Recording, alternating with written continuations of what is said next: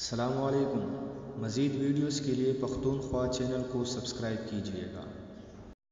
Pakistan electronic media کی تاریخ میں مسلسل تنازعات کی ضد میں رہنے کی وجہ سے شہرت پانے والی ٹی وی اینکر اور پاکستان تحریک انصاف کے رہنما ڈاکٹر عامر لیاقت حسین کی دوسری شادی کی افواہیں گردش کرنے لگی، جو ان کے کراچی کے حلقہ این 245 سے امیدوار کے طور پر سامنے آنے کے بعد مزید زور پکڑ گئی۔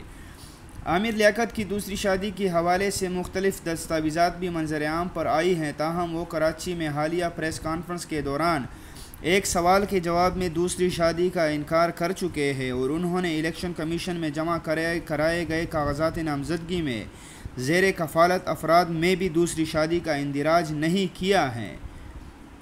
عامر لیاقت حسین کے شناختی کارڈ نمبر پر ان کا نام عامر حسین ہے اور والد کا نام شیخ لیاقت حسین درج ہیں۔